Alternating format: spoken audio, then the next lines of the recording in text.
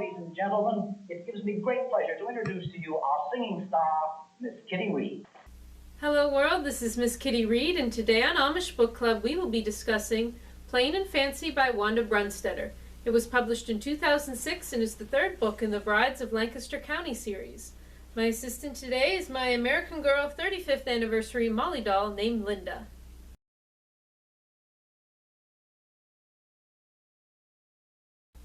Laura Mead of Minneapolis attends an interior design school in Lancaster. One weekend she goes to a farmer's market and meets Eli Yoder, an Amish man selling birdhouses. They are instantly attracted to each other. However, Eli is being relentlessly pursued by an Amish girl, Pauline.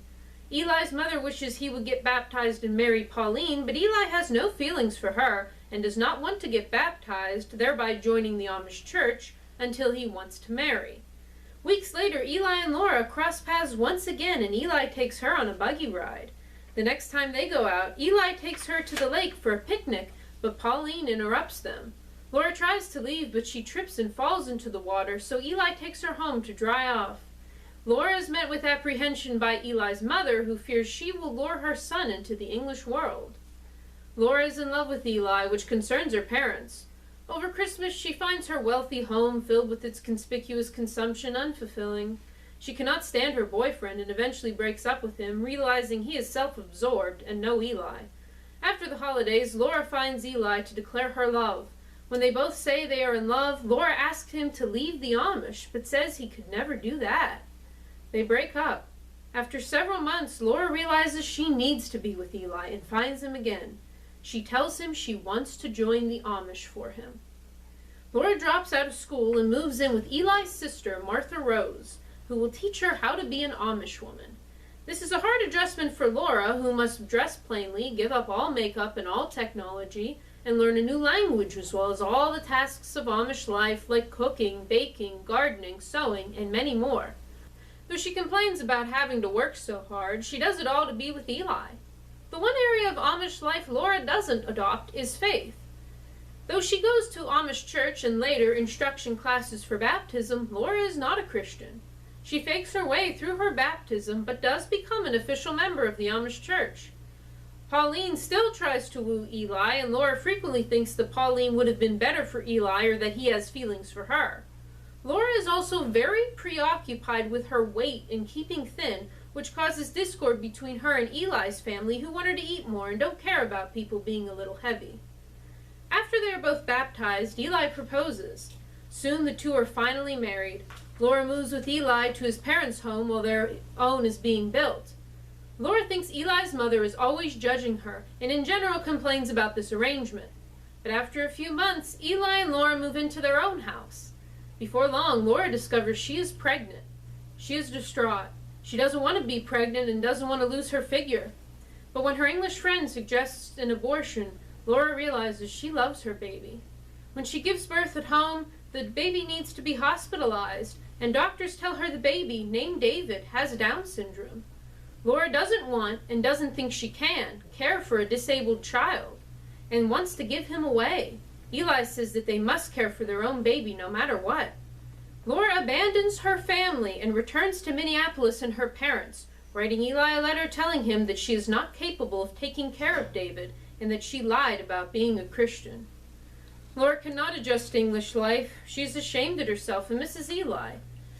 Eli writes to her to try to get her to come home, but she won't. One day, Martha Rose comes to Laura's house and tells her how much Eli wants her back. Martha Rose instructs Laura in the basics of Christianity, and Laura accepts Jesus. She returns to Eli, who is in the hospital after losing part of his finger, and tells him she is now a Christian. 2 years later, Laura is a joyful mother of two who loves God. The end. I have a lot of problems with this book, but let me start out by saying that it is readable and engaging, and it does have a pro-life message when Laura rejects abortion.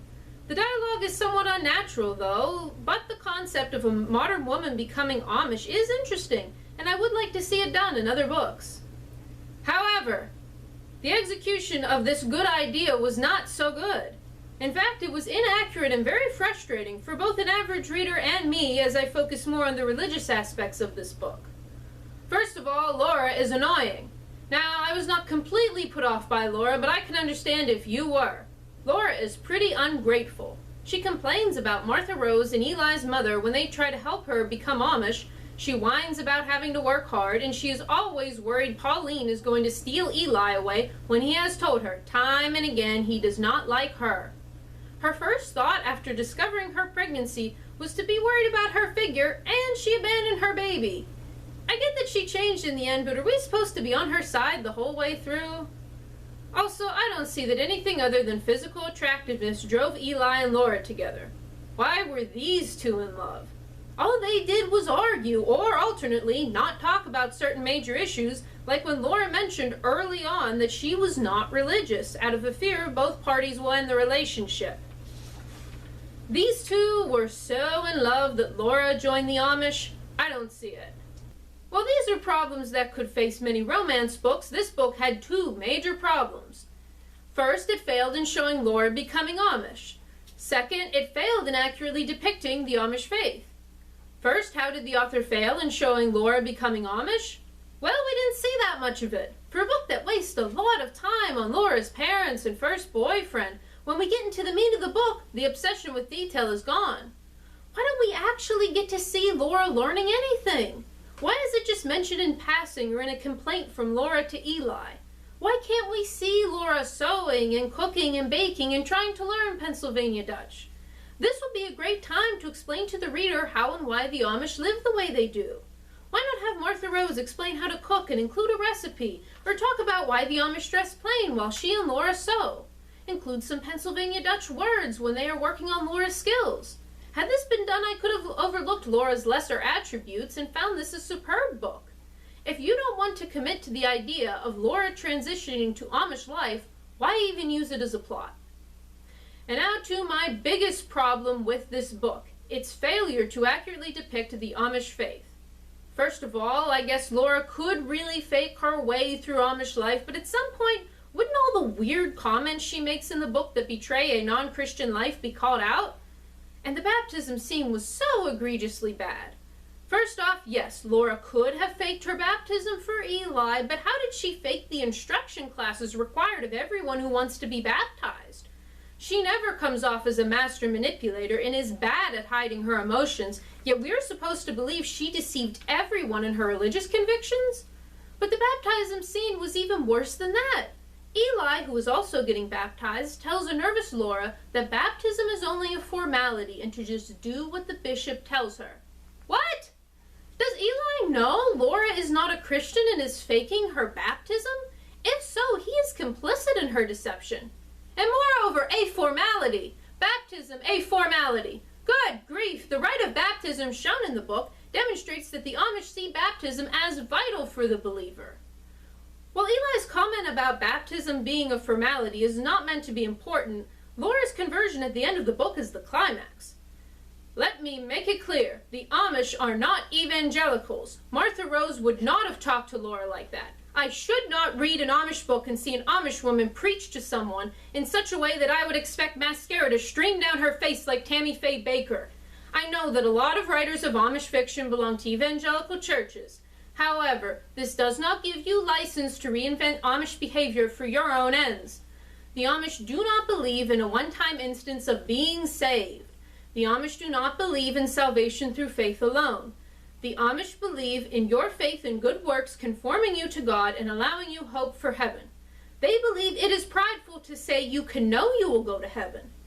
I don't know how many times I have to say it, but I guess it's one more time than I already have. Stop writing the Amish like evangelicals. I know that a lot of people wouldn't find this part of the book so upsetting, but given my interest and awareness of these things, it's very distracting for me. Somebody had to say it, so I guess I will. Look, I like religious stories, but don't write about the Amish if you want to include beliefs they don't share. I will give this book a 3 out of 7. It had major problems with it, but if you don't think too hard about it, it's okay, I guess. Our next book will be A Love for Leah by Emma Miller. Please check with your local library to see if they have it on the shelves. If not, I am sure they will be happy to get it for you through interlibrary loan. Linda would like to remind all of you out there on the information superhighway to share your opinions in the comments and look at the video description for important links. This has been Amish Book Club with Miss Kitty Reed. This is Miss Kitty Reed and Linda signing off. See you later on Amish Book Club. Listen in the rhythm that I'm singing on. You'll be happy in your work if you're in love.